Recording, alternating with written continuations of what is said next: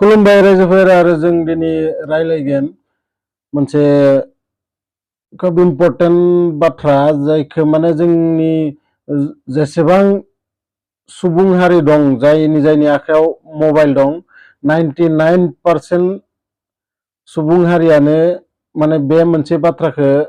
रावबो फरायनानै नाया जायखिजाया मबाइलाव मोनसे एप्लिकेसन डाउनलड खालामनाय सिगां टार्म्स एन्ड कन्डिशन होननाय मोनसे अपसन थायो बेखौ माने रावबो फरायनानै नाया आरो फरायागारानो नोंथांनाव जि पारमिसन बियो जायखिजाया एप्लिकेसन मोनसे डाउनलड खालामनो गोनांबा बियो मोनथाम मोनब्रै नोंथांनाव मबाइलाव पारमिसन बियो जायखौ जोङो एलाव खालामजोबनो हायो गासैखौबो फरायागारा बा मिथियागारा बुजियागारा आरो बिनि थाखायनो जानो हागौ नोंथांनि गासै डिटेल्सआनो बिनि आखायाव मोनहैजोबो आरो बिनि थाखायनो आजिखालि जेसेबां जोंनि इन्डियायाव स्केम जागासिनो दं किसुमाननि बेंकनिफ्राय फैसा दानना लांनाय थगायनानै लांनाय बा आजिखालि गोबां फेसबुकफोराव माने ओरै स्क्रल खालामबाय थाबाथाय सिंखैजा थांबाय थाबाथाय गेजेर गेजेर टिन पार्टिफोरनि एडभार्टाइज फैयो बा ड्रिम इलेभेनफोरनि एडभार्टाइज फैयो बेफोरखौ नुनानै नोंथाङा मा खालामो बेफोर थार्ड पार्टि एप्स बेफोर एप्सखौ माने गोबां एप्स दं जायखौ माने माबायाव प्ले स्टराव गैया बेफोरखौ माने बेबायदि लिंकनिफ्रायसो डाउनलड खालामनांगौ आरो जों इनस्टल खालामनांगौ आरो इनस्टल खालामनायनि उनाव जोंनाव जेसेबां पारमिसन बियो गासैखौबो जोङो मा खालामजोबनो हायो एलाव बे एलावआव जोङो माने मा पारमिसन बियो बिसोरो नोंथांनाव थानाय मबाइलाव जि कन्टेक्ट लिस्ट दोङो माने जायनि रिलेसननि नाम्बारफोरखौ जों सेभ खालामना दोनो सोरनि नाम्बार दं बेनि बिथाङा पारमिसन बियो जे बिथाङा नोंनि बेफोरखौ नायनो हागोन होननानै आरो नोंथाङा मा खालामनो हायो एलाव खालामनो हायो नायनो हागोन बेबायसा बेनि उनाव नोंथांनाव बियो मेसेजफोर इमेलफोर चेक खालामनो हागोन ना हाया जोङो होननानै बेखौबो जोङो एलाव खालामनानै होयो आरो बेनि उनाव नोंथांनाव जि फाइल मिडिया फाइल माने जोंनि फट' बा भिडिअ जोंनि रेकर्डिं खालामनाय बेफोरखौ माने बिसोरो नायनो हागोन ना हाया होननानै सोंबाथाय बेफोरखौ जोङो एलाव खालामनो हायो गतिके नायालासिनो बेफोरखौ गासैखौबो एलाव खालामनाया मोजां नङा मानोना माब्लाबा जोङो एटिएमफोरखौबो बा गोबां जोंनि किसुमान नांगौ पेपारफोरखौबो जोङो फट' दिखांनानै मबाइलाव दोनो आरो बिनिखायनो जों बेबायदि एलाव खालामनायखाय बेफोर माबाखौ पारमिसनखौ बिसोरो मोनखायो नालाय गावसोरो बै जायगानिफ्रायनो नोंथांनि मबाइलाव मा दं मा गैया गासै बाथ्राफोरखौनो मिथिजोबो आरो बिनिखायनो नोंथांमोना मिथिनो हागौ दा स्मार्टफन फैनायनिफ्राय गोबां नोंथांनाव माबा सोरबा लन जासिहरगोन सोरबा माबा माबि बिदि मेसेजबो फैगोन नोंथांनाव 60,000 फैसा सोना हरदो बे लिंकआव क्लिक खालाम बे टाइपनि मेसेज गोबां फैयो आरो बेफोरजोंनो जोंनि इन्डियायाव दानिया स्केमा माने बारायगासिनो दं बिनिखायनो माने जेखि जाया जेबो एप्लिकेसनफोरखौ मबाइलाव डाउनलड खालामनानै इनस्टल खालामनाङा दरखार गैयै एप्लिकेसनफोरखौ आरो साना हौवा बेफोरखौ एलाव खालामजोबना होनाङा मानोना जोङो माब्लाबा दा हमना ला नोंथाङा टिन पार्टि मोनसे गेम सोदो बिसोरनोलाय जोंनि कन्टेक्टनि मा दरखार दङ जोंनाव मा सोरनि नाम्बार दङ बेफोरनि मा दरखार दङ आरो बेफोरनो जोंनि मिडियानि फाइलखौलाय मा दरखार दङ थेवबो बिसोरो मा नोंथांनिफ्राय नोंथांनि डाटा जि माने नोंथांनि डाटा दंना जेखौ माने नोंथांनि कागज पाति बा फट' नोंथांनि पुरा डिटेल्सखौनो बिसोरो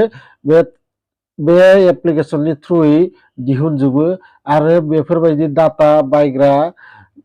कम्पानियानो दं नोंथांनि डिटेल्स बायनो थाखाय बहुद फैसा लानानै बिसोरो नोंथांनि गासै डाटाखौबो गुबुनाव सेल खालामना हरो आरो बिसोरो मा खालामो नोंथांनि पुरा डिटेल्स दिहुनजोबगोन मा मावो मा मावा माबोरै मा बेंकफोराव बेसेबां फैसा दङ जोङो माब्लाबा स्क्रिनशट मारिना दोनो माबाफोरखौ सोरनोबा फैसा हरबा बा सोरनोबा माबा बेफोरनि थ्रुयैनो बिसोरो गोबां नोंथांनि माने इम्पर्टेन्ट किसुमान डिटेल्सफोरखौ बिसोरो लानो हागोन आरो लोगोसे नोंथांनि रिलेसननि जायनि नोंथांनि मबाइलाव नाम्बार दं नोंथाङा बेफोरखौ एलाउ खालामनो थाखाय बैथांमोननि नाम्बारावबो बेबायदि मेसेज बेबायदि फन थांनो हायो खारन नोंथाङा बेफोरखौ एलाउ खालामजोबनो हादों बेनिखायनो आजिखालि गोबां आरो जोंनि गामिफोराव बेबायदि एप्लिकेसनफोरखौ डाउनलड खालामना मबाइलावनो टाचफोरबो गेलेबाय थायो जेराव तिन पात्ति गोबां रामि जान्दी मुन्दाय बिदि गोबां माने एप्लिकेसन ओंखारदों आजिखालि जेखौ माने मबाइलावनो फैसा सोनानै नोंथाङा निजेनो माने मबाइलजोंनो गेलेबाय थानो हागोन कम्पिउटारजों गेलेनाय रखम खिन्थु फैसाया थार फैसा नोंथाङा बेयाव फैसा आपलड खालामनांगोन नाथाय बिसोरबो मोनसे बेलेग किटिभ दं बिसोरनि स्केम खालामनायनि माबोरै मब्लाबा नोंथांनाव तिन पार्टि हमना ला गेलेदो आं माने आंनि लोगोनिफ्राय खोनादो बेबायसा स्केम जादों होननानै तिन पार्टि गेलेबाय थादो गोबावथार गेलेबाय गेलेनानै ओमफ्राय खनसे बिनाव मा खालामना होदो टिक्का ट्राय लगायना होदो माने मोनथाम टिक्का थाबाथाय टिक्का ट्राय जायो आरो तिन पार्टियाव बिनि सायाव माने कार्डआनो गैया टिक्का ट्राय लगायना होनायाव मा खालामदो बेथ' फैबाय आंथ' देरहाखागोन बे मा खालामदो 500 होना होदो 500 होना होनायाव बे कम्पिउटारनिफ्राय खासे गेलेबायदोंमोन बे मा खालामदो 1000 होना होदो 1000 होना होनायाव दा बिनाव फैसा गैला 600-700 दंमोन दाथ' बेबो 1000 होनांगोन 1000 होनो गोनां जानायाव बे मा खालामदो गावनि बेंकनिफ्राय फटाफट माने आरो फैसा 2000 एड खालामबावदो खालामनानै मा खालामदो 2000 होना होदो 2000 होना होनायाव बै कम्पिउटारनिफ्राय जाय माने मबाइलाव गेलेबायदोंमोन मबाइलनि सिंनिया बेबो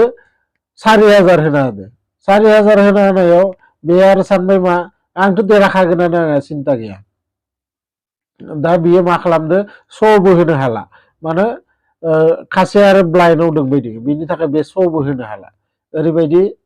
ओमफ्राय बेयो 10000 फैसा आरो एड खालामबावबाय एड खालामनानै बियो 8000 होना होबाय 8000 होना होनायाव आरो एगेन बे मबाइलनिफ्राय बे 16000 होना होनायाव दा बिनाव बेंकआव फैसा गैला मानिफ्राय एड खालामबावनो ओमफ्राय दा थांबायना बिदिनो बे टाइपनि बिसोरो स्केम खालामो आरो नोंथांनि गासै एकाउन्टनि फैसाखौनो बिसोरो लुथिजोबना लांनो हानाय बिसोरनाव क्षमता दङ नोंथाङा पात्ताबो मोननाय नङा माबोरै लुथिखो बेनि उनावसो जिता फैसाया थांजायो एफा खस्थ'नि फैसा एफा खस्थ' मावनानै जमा खालामनाय फैसा बेफोरखौ जुदि बेबायदि सोरबा लाना थाङोबा बेसेबां दुखु मोनो जों बेनिखायनो मबाइलाव जायखिजाया एप्लिकेसन डाउनलड खालामबाथाय नोंथांमोना एसेमान टार्म्स कन्डिशनफोरखौ फरायनानै नाय आरो फरायना रोङाबाथाय थार्ड पार्टि किसुमान एप्लिकेसन दङ जायखौ माने बेलेग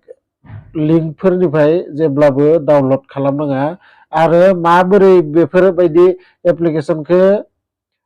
डाउनलड जायै खालामनो हागोन बेखौ आङो उननि माब्लाबा भिडिअआव खोन्थागोन बिदि सेटिं थायो मबाइलाव जेखौ सेटिं खालामबाथाय नोंथांनाव बे टाइपनि एप्लिकेसनफोरा डाउनलड जाया गतिके भिडिअखौ मोजां मोनदोंबा नोंथांमोना लाइक खालाम लोगोसे आंखौ आसलते नोंथांमोना कमेन्ट खालामना बेबायदि मा टाइपनि भिडिअ बानायनांगो नोंथांमोना आंखौ साजेस्टबो खालामनो हागोन आरो आंबो बेफोरबायदि भिडिअ बानायनो नाजागोन आरो लोगोसे आंनि चेनेलाव जुदि गोदानै फैदोंबाथाय आंनि चेनेलखौ साबस्क्राइब खालामनानै नोंथांमोननि अननायखौ बावहर गोजोन्थों।